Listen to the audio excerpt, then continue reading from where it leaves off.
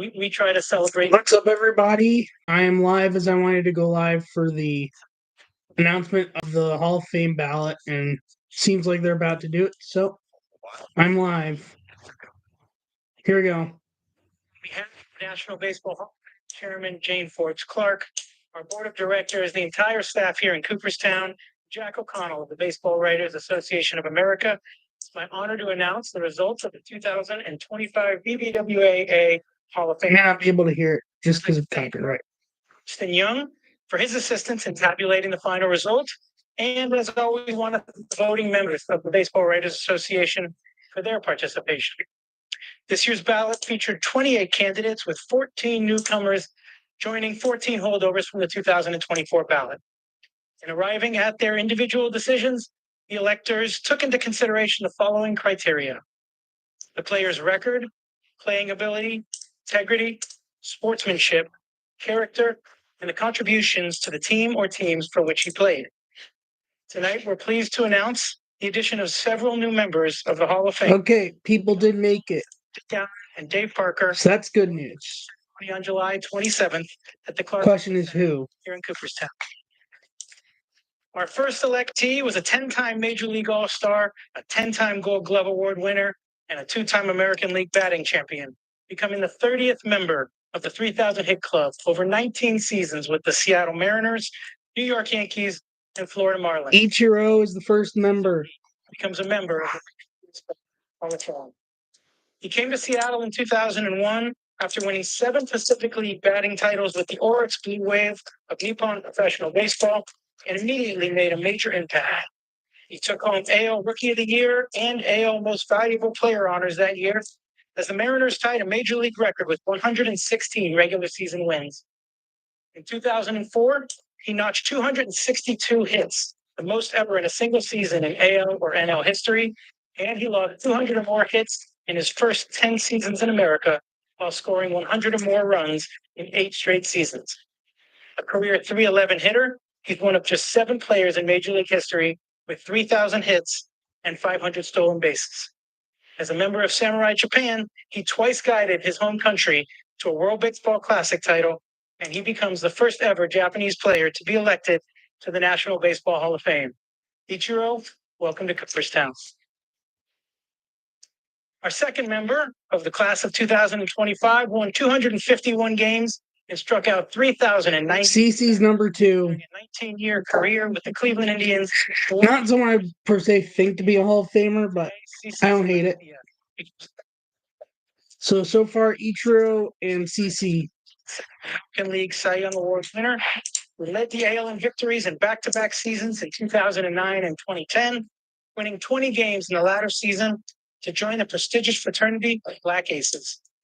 He helped to lead his team to the postseason in 10 different seasons, earning ALCS MVP honors in 2009 en route to a World Series championship with the Yankees. Native of Vallejo, California, he finished in the top 5 in Cy Young Award voting in 5 consecutive seasons from 2007 to 2011. Just the third southpaw to enter the 3,000 strikeout club, he ended his career with more Ks than any other left-handed pitcher in America. I'll put up a thumbnail later, by the way. Welcome to Cooperstown. And our final member of the class of 2025 played 16 seasons for the Astros, Phillies, Mets, Red Sox, and Braves, finishing his career with a sparkling 2.31 ERA and 422 saves, the 8th most all time. Today, Billy Wagner joins. They did it. They did him justice. It took till the final year, but they finally put Billy Wagner in the Hall of Fame. The Hall of Fame did it. They finally got him in. Major League history. Among pitchers with 900 or more innings, he has the highest strikeout rate and the lowest. So it's Ichiro, CC, and Billy Wagner. No Beltran, and no anyone else. 39 saves with 124 strikeouts in 74 2/3 innings for the Astros. Fireballer from Appalachia, he logged a career-high 44 saves in 2003, one of 10 different seasons in which he ranked among his league's top 10. Billy Wagner, welcome to Cooperstown. And finally, just a few words for our audience watching in Japan. They're giving a message in Japanese for the Japan viewers. Suzuki Ichiro Senchu wo koko ni happyou dekiru koto wo taihen koe ni omoimasu. Kotoshi no natsu, toku no fan ga fukutsuka ni toraika ni tadekeru koto wo kokoro yori omachi shite orimasu. Ichiro Senchu, Cooperstown e yokoso. And with that, Cooperstown welcomes 3 new members to the Hall of Fame. PK? Josh, outstanding. So a 3-man class. Ichiro's vote total, do we know that? We do. Okay. I finished with 99.7% of the vote. Ichiro was not unanimous. Make that what you will. It's very difficult. Only one man has ever been unanimous. Mariano Rivera. Everybody. Wow. That's Babe Ruth. Once you're in, and literally 1 vote shy of unanimous. Carlos Beltran and Andrew Jones. Carlos finished right around 70%, and Andrew was around 66 points. Beltran around 70%. Andrew Jones 66%. July 27th.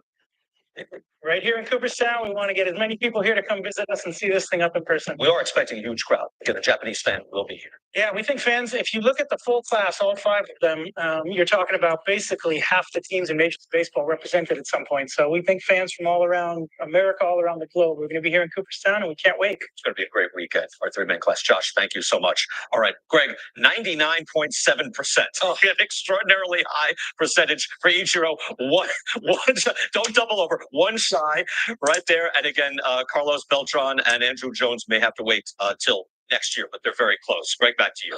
BK, Josh, outstanding stuff. Josh Roberts speaking Japanese. That was incredible. All right, Bob, I love when you. So Ichiro had 99.7. CC had 86.8. Wagner had 82.5. Beltran had 70.3. Andrew Jones 66.2. Chase Utley 39.8. Alex Rodriguez 37.1. Andy Ramirez 34.3. Andy Pettit 27.9. We did expect him to be elected. Billy Wagner, right on the brink, was missed by what? A handful of votes, 5 votes last year, made it with 28 votes to spare. This year jumped from just under 74% to 82.5%. Carlos Beltran missed by 19 votes. Fairly certain he will make it next year. Andrew Jones took a large leap to just under 62%. And again, as Tom and others have mentioned during the course of the program today, the ballot loosens up a little bit in forthcoming years. So I think Andrew Jones has a heck of a shot. Chase Utley made a significant jump. He jumped 11% from 29%, 28.8 to 39.8. So that bodes well for Chase Utley. A-Rod and Manny Ramirez staying in the 30s.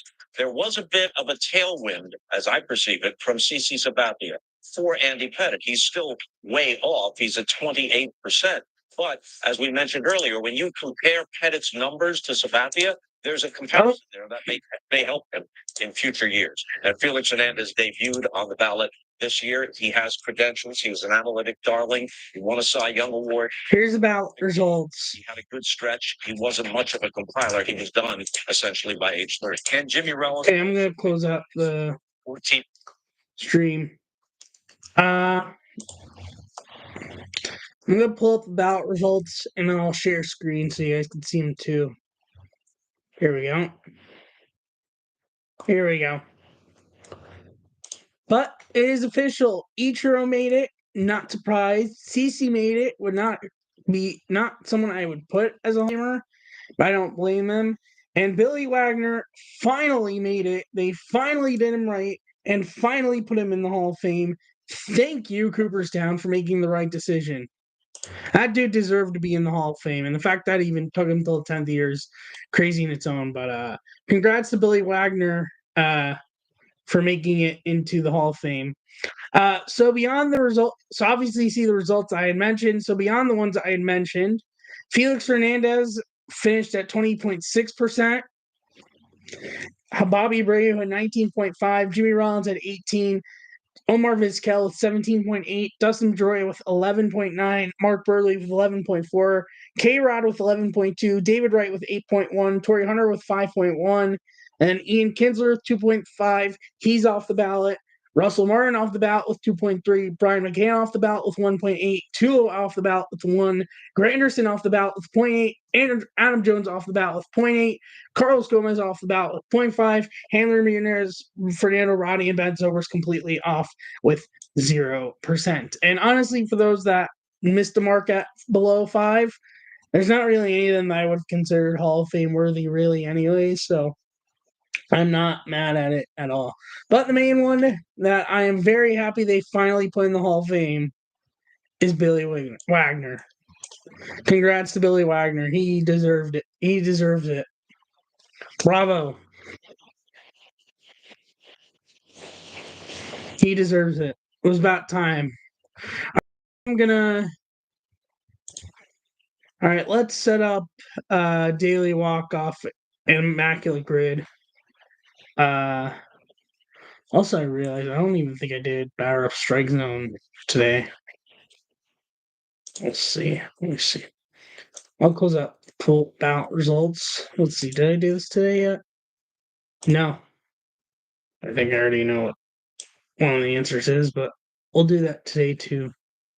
I'll create the thumbnail later for this week's episode. But we're gonna start with immaculate grid, and then we'll go to the other stuff.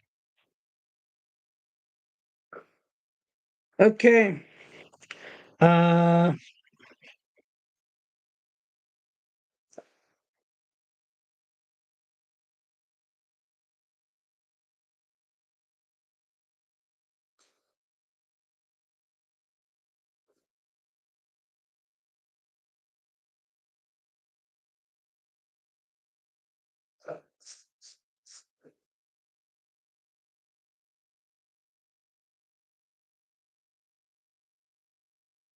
Okay. Just gonna fully post the episode out, and then we'll get started. Yeah, post TikTok also. Oh, also, stupidly. Oh, sorry.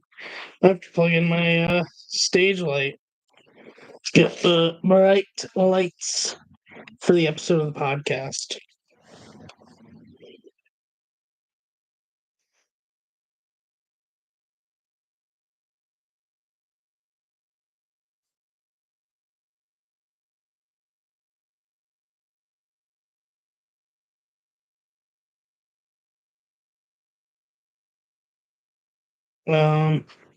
So just give me a moment here.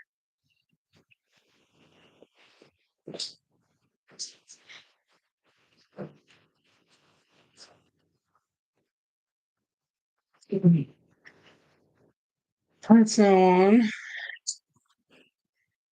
Phone charged. It's charged. Let's send out my status this week's episode of the podcast.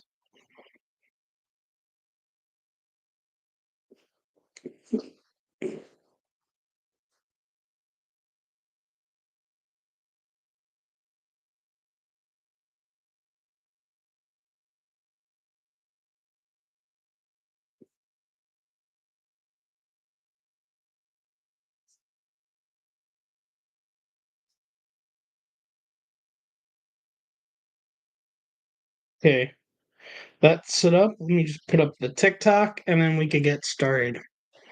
Switch this to YouTube for TikTok. Care. Which, by the way, it's good.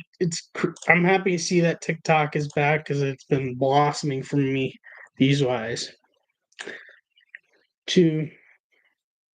What is up, TikTok? I am live with this week's episode of Benny in the Booth podcast. I started a bit earlier from when I'm posting this, but I live reacted to the ballot results for the Cooperstown Hall of Fame. I have NFL playoffs recap up until this point, and college football semifinals and championship recap, and more. Go check it out. Links always bio. See you there. All right, now I'm just gonna post it.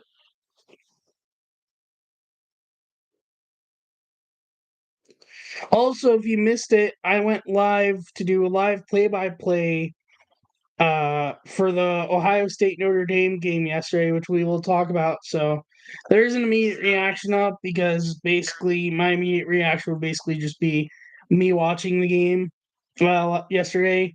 But also, if you want my thoughts about how things played out, I'm going to talk about it also today.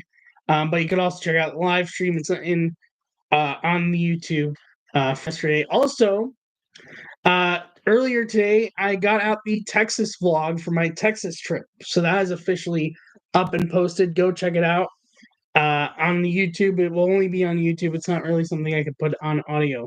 All right, let's get started. What's up, everybody? Welcome to this week's episode of Benny in the Booth Podcast. Thank you all so much for the support at this point. I very much do appreciate it. We've got a whole bunch of stuff to go over. We've got college football recap, semifinals, and championship going back to before the gap between episodes. We've got NFL playoffs, the first two rounds recap, and we've got some MLB news and more. So let's dive right into it. So today's Immaculate Grid. Also, I did Immaculate Grid and Daily Walk-Off yesterday during the stream, during commercial breaks and halftime. So if you want to see me do that yesterday, you can check out the stream from yesterday. So today's Immaculate Grid, we have the Cubs, the Brewers in Hall of Fame, Angels, A's, and 30-plus homer season. So Cubs, Angels, I could go a whole bunch of different ways here. I'm going to go someone who I imagine won't be so common because he's not known for Cubs, Jim Edmonds. A lot higher than I thought it would be, 9%. Okay, then. Cubs A's, Jimmy Fox, not known at all for Cubs. 1%, I will take that. Cubs 30-plus homer season. Did Castro have enough power to pull it off once?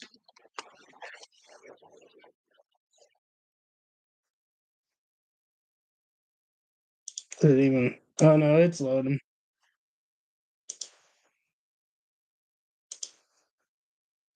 Just loading slowly. For some reason.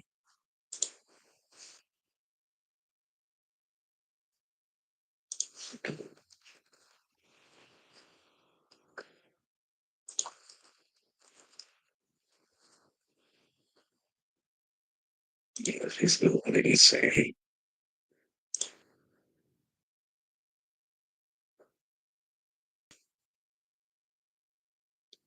I'm gonna come back to it. Okay, Angels Brewers. Who can I use for Angel Brewers? And there's also Brewers A's.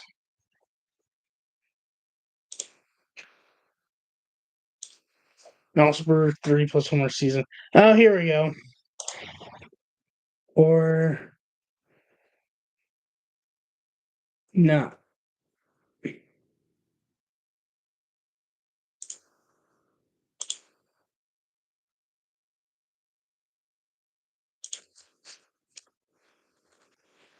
Okay, let's retry this.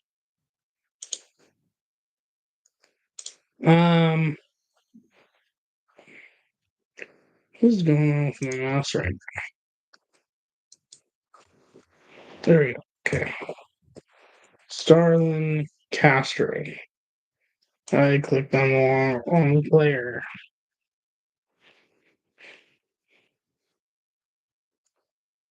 I don't know. Brewers Angels.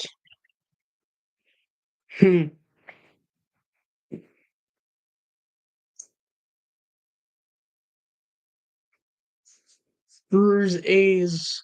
Oh, I just realized someone for Brewers A's, Eric Sogard. 1%, I will take that. Brewers 3 home run season. I imagine Greg Vaughn probably did that with Milwaukee, right? 3%, I will take that. Brewers Angels.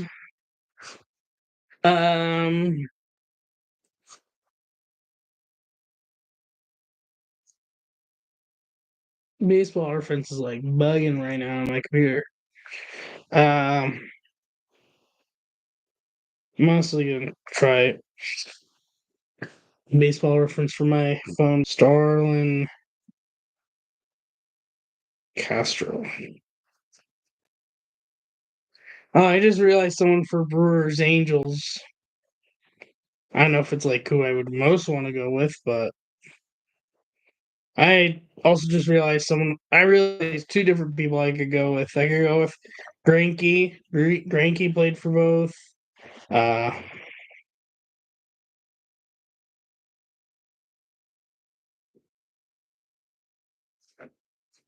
Jonathan VR played for both.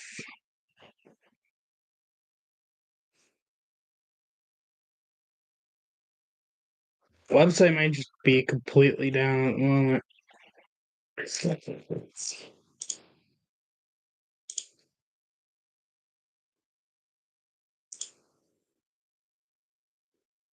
Oh, so click it. That's dumb. What is going on, Baseball Reference? Or is it just my computer?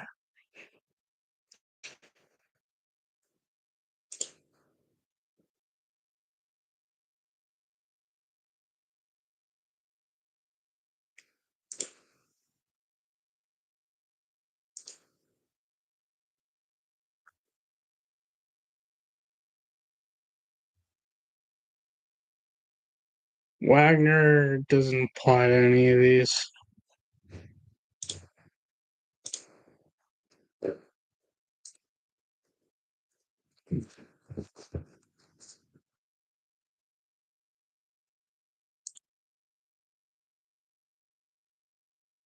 No, I'm curious to try something. Stop sharing for a moment just because I want to see if that changes anything. So, Starled. This is so wrecking my brain right now. You know what? This is just bugging me so much. I'm just gonna come back to Immaculate Grid. Let's do Batter Up Strike Zone 2004. Sorry, I didn't include in the thumbnail. So, Batter Up Strike Zone 2004. So today's Batter Up, I'm pretty sure I know who this is, and if it is what I think it is, I believe this is Corey Seager, and I'm absolutely correct. Okay. Okay.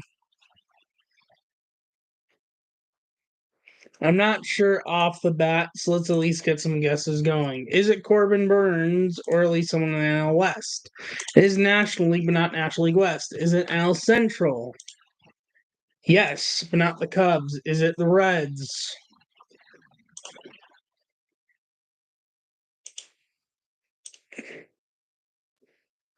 No.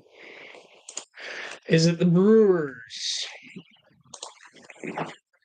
Yes. Okay. It's not going to be Woodruff because he's not in here for some reason. Colin Ray, I imagine, is fixed to be on the Cubs, and I think he's a lefty anyways.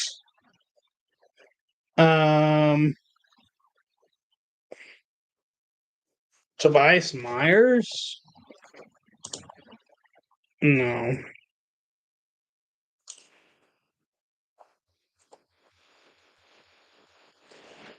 Unless it's Colin Ray. No.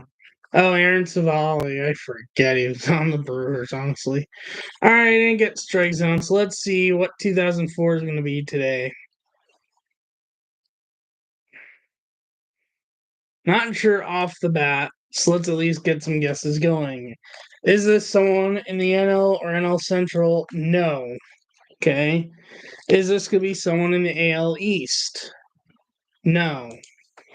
Is it going to be someone in the AL Central? Yes, not Cleveland, and not an outfielder. And he's going to still give me problems. Okay. Is this someone on the White Sox? No. Or yes, actually, but not first base. Okay. Could this somehow be Juan Uribe? No. Right position. Is this Tadahito Iguchi? He's not in the game. Podsednik, is Graffinino? Would this still be Graffinino on the White Sox days? No, Graffinino's Royal. That's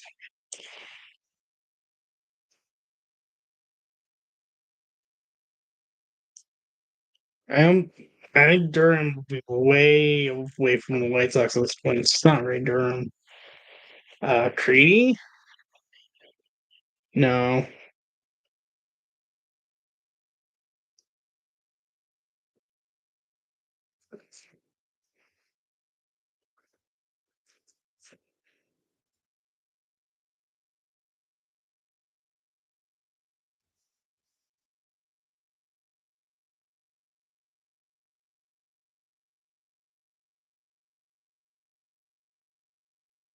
I have an idea now. Who is this?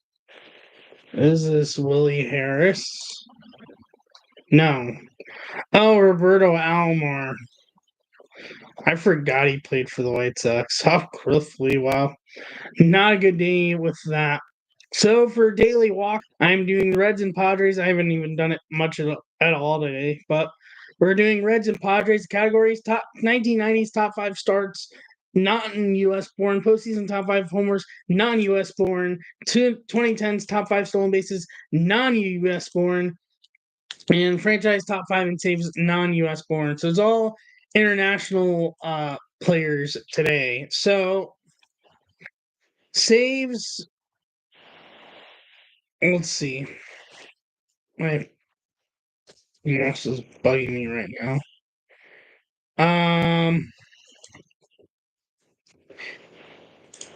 Riho, I know would be a starter. Perez is gonna be a hitter. Flores is gonna be a hitter. Chu would be a hitter. Geronimo's a hitter. Honestly, let's submit this and see how this goes. Actually, not bad. Peraza, I imagine, is gonna be 2010s then. Postseason, I'm gonna say Chu, Flip Bones, and Bourbon. And now, fully correct. So I get a walk-off homer with an out. What is going on with my mouse right now? Is this one moving slowly right now? Give me a moment. My mouse is bugging me right now. Moving slow. Okay. Hopefully this will make it move faster. But the full correct answers for the Reds today. For 1990s top 5 starts, non-U.S. born Jose Rio, Ricky Bones, and Giovanni Cara. For postseason top 5 homers, non-U.S. born Tony Perez, Cesar Geronimo, and Shin-Soo Choo. 2010s and top 5 stolen bases, non-U.S. born Yasiel Puig, Eugenio Suarez, and Jose Peraza. And for franchise top 5 saves, non-U.S. born Raisel Iglesias, Aroldis Chapman, and Pedro Bourbon. And now, as for the Padres, it's the same categories, but the player options are Craig Lefferts, Everett Cabrera, Alexi Marista, Fernando Tatis Jr., Juan Soto, Jurickson Profar, Joaquin Benoit, Jose Martinez, Jose Melendez, Manuel Margot, Fernando Rodney, and Vicente Romo. Rodney is a pitcher. I know that. Lefferts is a pitcher. I think he's going to be 2000s. Margot would be 2010s.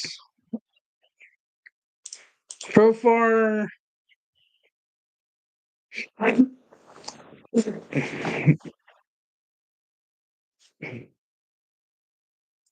All like 2010s.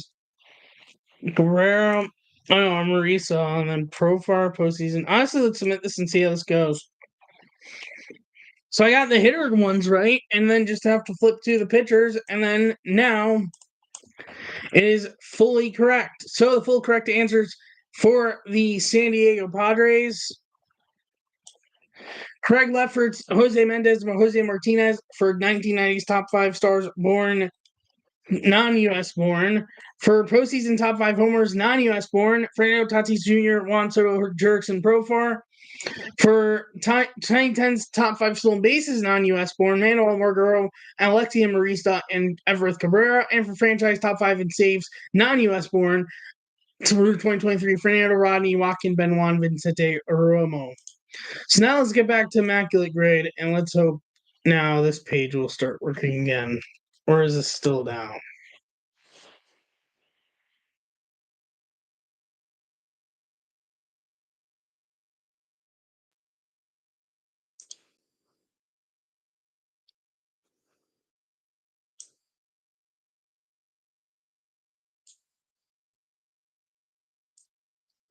Seeming like it's not working at the moment.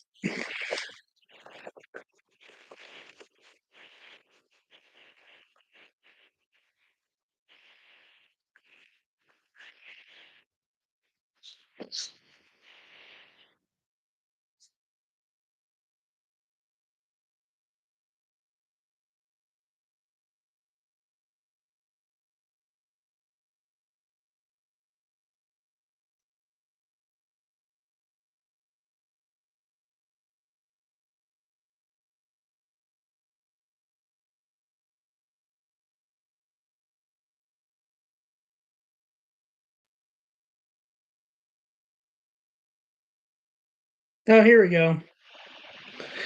He did not. He didn't even hit 30 home runs. Okay. So, 30 plus home runs this season for the Cubs. Who else could have done it? Oh, I wonder if you would have. I have a feeling he probably did. Let's see. Dave Kingman. It's the Mets. He absolutely did do it for the Cubs. So my answer for 30 plus homer season with the Cubs is going to be Dave Kingman.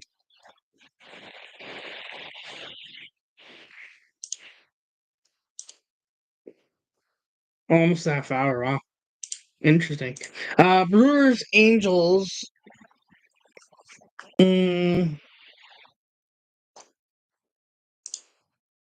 Somehow you somehow play for Angels. Be grateful if he did.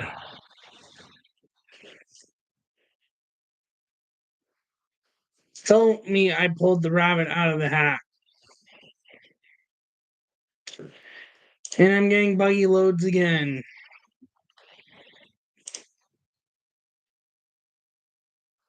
Oh, here we go. You did not.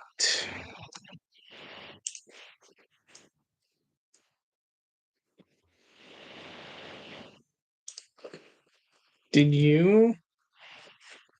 No, you play for a whole bunch of teams. Okay. Angels Hall of Famer. A's Hall of Famer and Hall of Famer 3 plus homer season.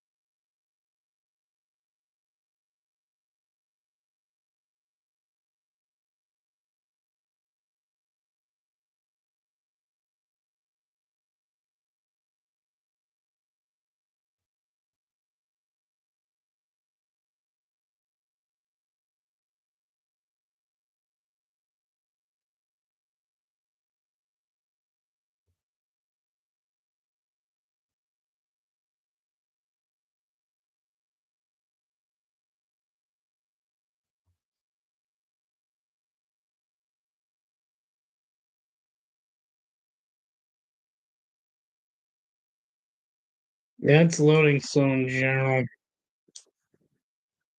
Okay. This is like really.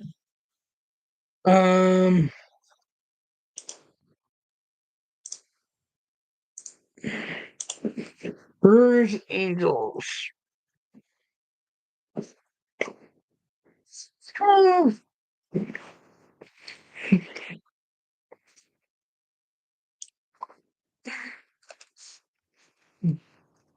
Actually, nice.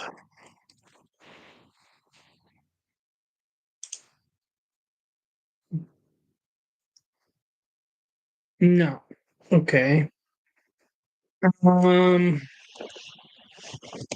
Yes.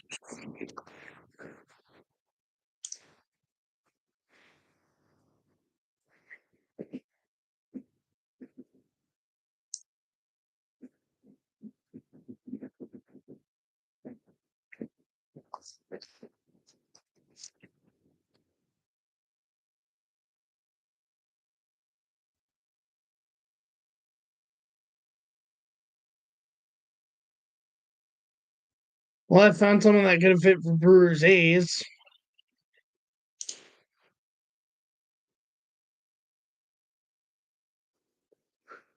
Um,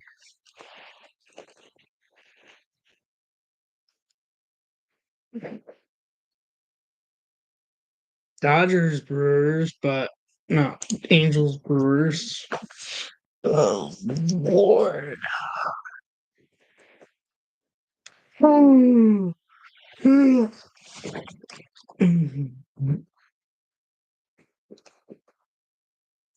How you stupid dummy.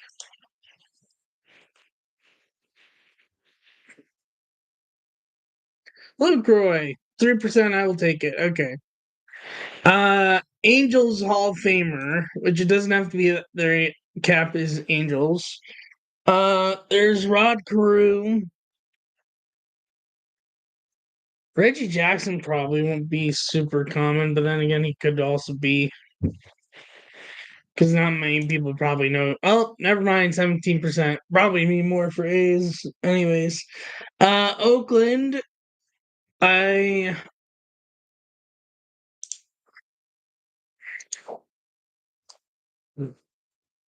wonder if this dude made the Hall of Fame. Mm-hmm. Fan answer for A's, home run Baker.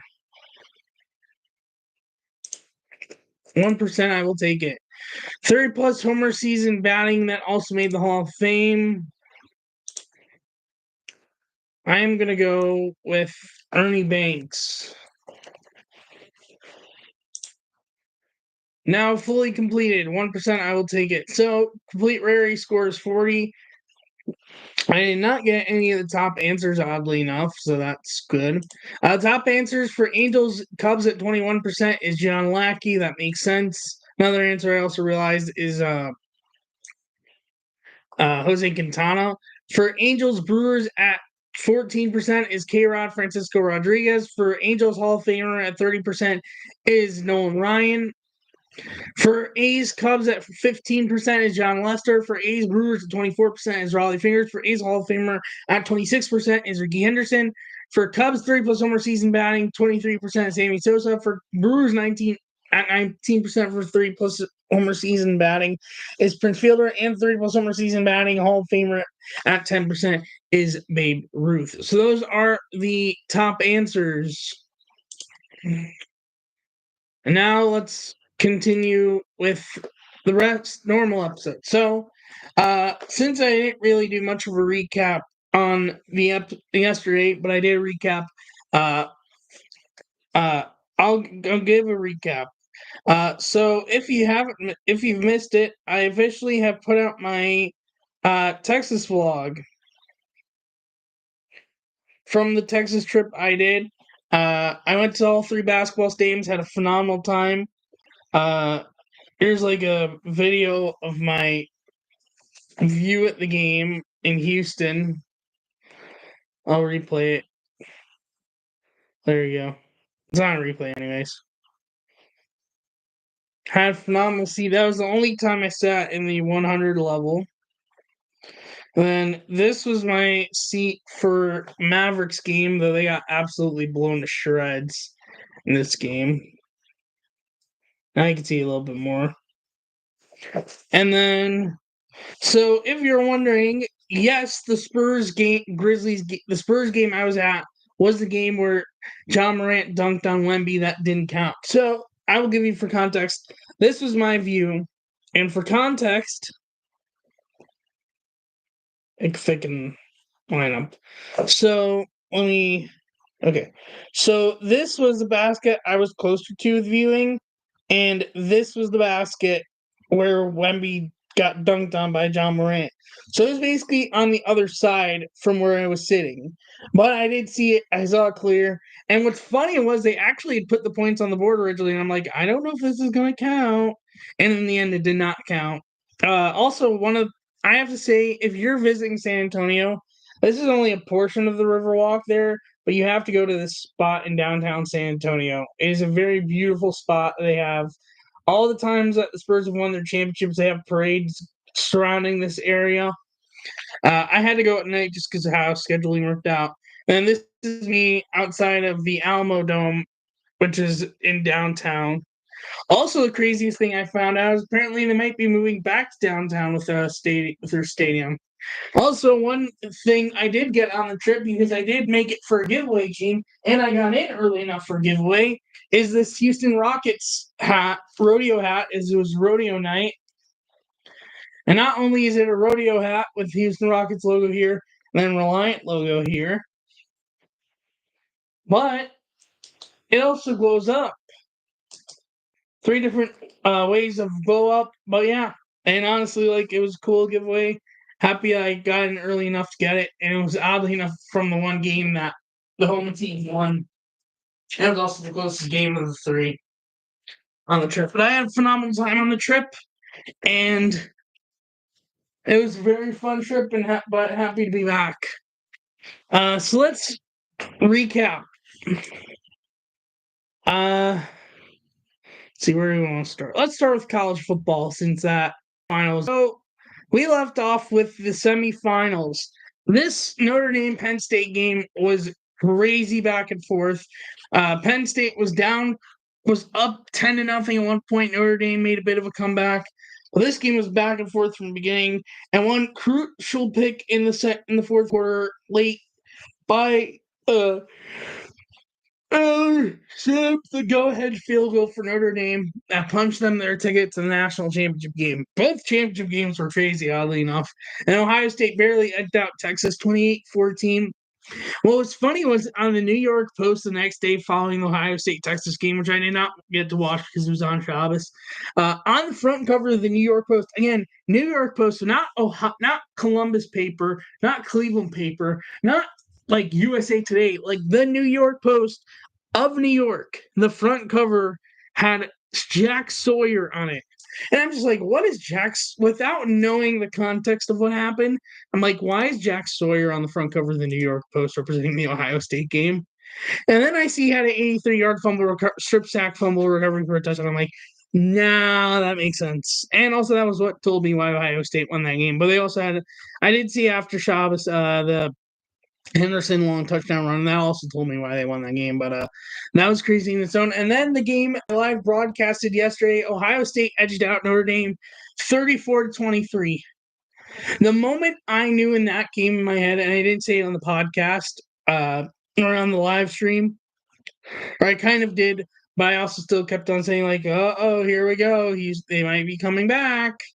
But the moment in my head that I knew that Notre Dame had lost the game was Notre Dame had 4th and goal at the Ohio State 9-yard line, so 9 yards from the end zone, down 31-15, where you score, it's less than a 2-score game, but if you get a field goal, it's a 2-score game. But again, your defense hadn't been stopping Ohio State that much. They got a lucky fumble from Ohio State at one point in the game. I forget if it was before or after this. I think it was before the fumble by Ohio State. But like, you're not done that much, and you're just starting to get some momentum. And instead of taking advantage and going for it like you did on your first drive, where you're going for it on 4th and shorts, whether in your own territory or in Ohio State territory, and that was pivotal in their getting the touchdown to start the game. They don't go for it, and they kick a field goal. And on top of that, to rub more salt in the wound, sorry about that, the Notre Dame kicker missed the kick. A 26-yard chip shot field goal, and it doinked off the upright. At that moment, I was like, yep, nail in the coffin, game, set, match. Sealed. I mean, then again, they ended up getting it a bit closer, and then Jaden and Ryan Williams made the catch of the year that pretty much shut the door. And Jaden Fielding made basically his biggest field goal of his college football career. And Ohio State's national champion. It is crazy to say, given that the same year where they lose to Michigan, they win the national championship. And I'm curious to look this up. I'm going to use Wikipedia for this, and I'm going to share screen. I haven't looked this up, and I wanted to look this up. I wonder if this is the first time they won the national championship in a year where they lost to Michigan. And I'm gonna look this up with you guys together. So they have won the national championship.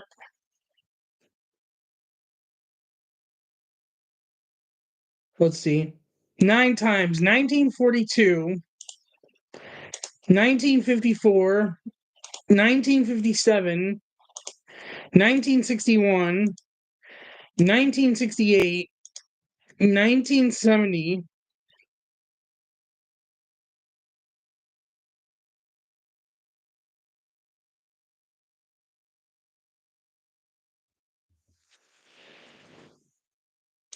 2002, 2014, and 2024 with 7 unclaimed national titles.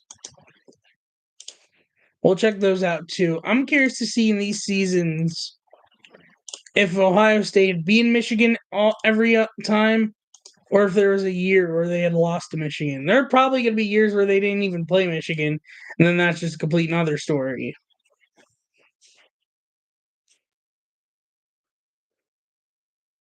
Okay, well, so the first one is 1942. They did play Michigan that year, and they beat Michigan.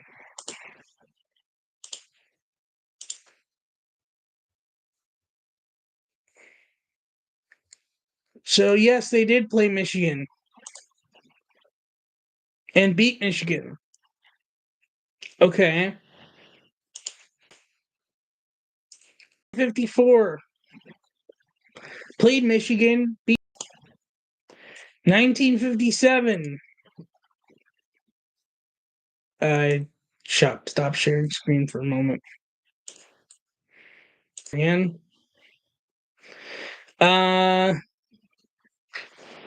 They played Michigan, beat Michigan.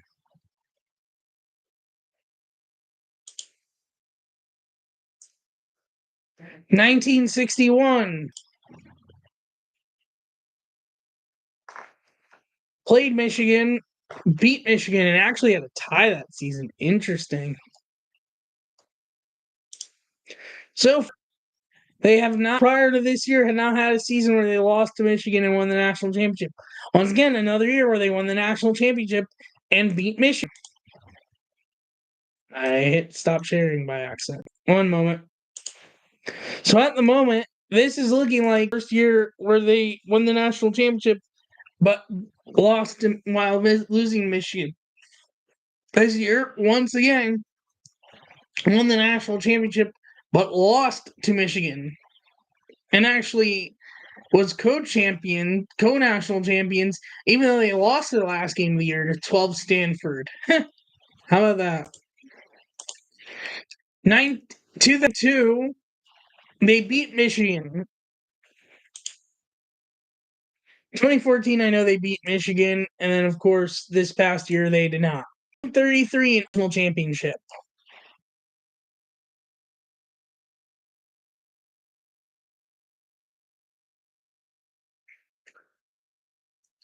They lost to Michigan, and they got shut out by Michigan. So here's a year where it's an unclaimed national champion, but they lost to Michigan. And they even finished third in the Big Ten.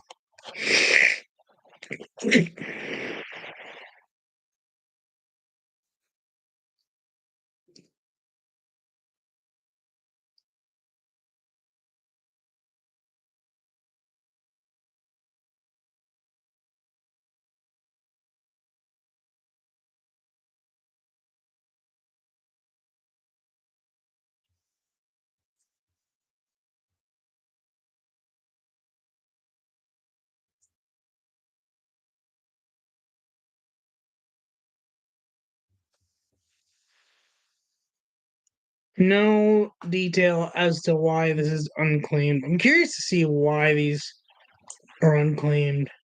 1934. Let's see.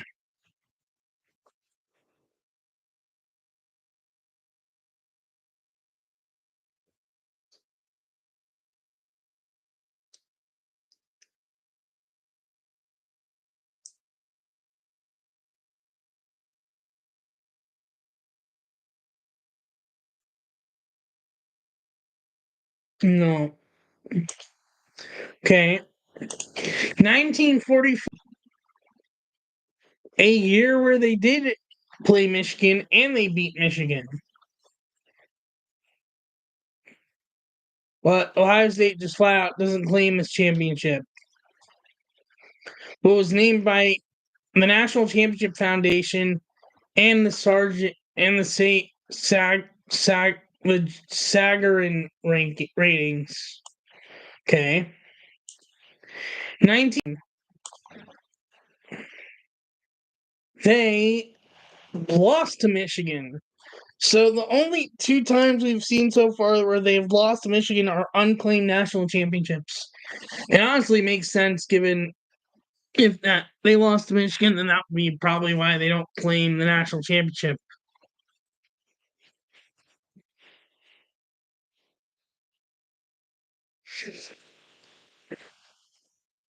Okay. 3. So unless this was a tie to Michigan, they tied with Michigan. So not a win, but not a loss. Interesting. They beat Michigan, but lost twice that season to Michigan State and USC. And then 25 didn't where they have won a national championship and were in the same year they lost to Michigan were unclaimed national championships. That says a lot about this year, the fact that they even won the national championship. That is the recap for it. College football season is now officially over. And now we move into NFL and getting ready for baseball to start up again. So now, NFL playoffs update. I will first show you my bracket, which has not been doing that great, which is already busted. As you see, because I had the Lions winning the Super Bowl against the Ravens, and both teams are out. So first, divisional wild card recap. Texans hammered the Chargers 32-12, where Herbert just had a terrible game, and the Chargers were proven even more frauds and not good in the playoffs. Cannot trust the Chargers apparently anymore with Herbert. Ravens demolished Steelers 28-14 as I predicted that the Ravens would win. And the Broncos got hammered by the Bills 31-7. My one pick wrong in the NFC was Rams Vikings game, which I picked the Vikings, but the Rams won 27-9. It was not a competition, and there was a whole fumble and just a mess. And it seemed like Sam Darnold was seeing ghosts in this game. Commanders beat the Buccaneers on a game-winning field goal. I got that pick right, 23-20, in a crazy game. Eagles hammered the Packers 22-10. So in the wild card round, I went 4-2. For divisional round, I went 2-2. My two picks correct were the ones that weren't involving teams I had going to the Super Bowl. The Chiefs I picked correctly as they won 23-14, and I picked the Ravens to win and then go to the Super Bowl, but they lost to the Bills 27-25, thanks to Mark Andrews dropping a pass that he should not have dropped on a 2-point conversion that could have tied the game. Lions lost to the Commanders 45-31, where they basically disappeared, and Jared Goff threw 4 picks. I mean, what was he doing? And then Eagles won 28-22. So I'm going to give you my conference championship game predictions because my bracket's basically completely toasted. So my conference championship game predictions, as much as I don't want to see Kansas City in the Super Bowl, until they lose, I'm going to pick them to make it. So I'm saying that the Super Bowl this year, based on how the bracket has come out, is going to be once again for the second time since this decade is going to be Chiefs Eagles in New Orleans in the Super Bowl. We'll see if my predictions end up being correct or not. We will see next week. All right, and we'll close out the episode by going over See if I can refresh my memory as to like some moves that happened since last episode. Big one I know off the bat, Roki Sasaki signed with the Dodgers. That's one that happened since last week's episode. I'm going to see if there's any others that I would know off the bat happened since last episode. Also, Kirby Yates signed with the Dodgers today. Dodgers also got Hyseung Kim from Korea. Let's see, anything else I'm seeing here.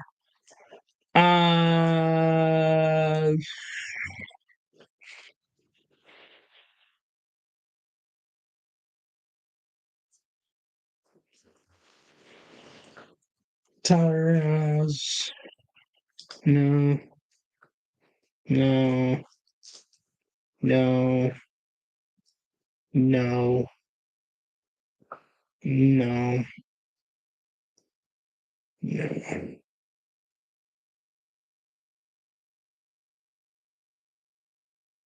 Yeah, that's pretty much it. Mostly just moves by the Dodgers since last week's episode. I don't know that was a Bellinger trade. Yeah, so Dodgers made a whole bunch of big additions to their team, adding more to the whole story of they're just getting everyone. They now add Hyseung Kim, Roki Sasaki, and yeah. For this week's episode of the podcast, thank you so much for watching and listening. If you are new on YouTube, leave a like, hit the subscribe button, leave a notification button, notified so when I go live and or post a new video. If you're new on audio, follow the podcast, leave a review, hit the notification button, notify when I post on there. Thank you so much for watching and listening. I will see you next week's episode 157. Bye bye.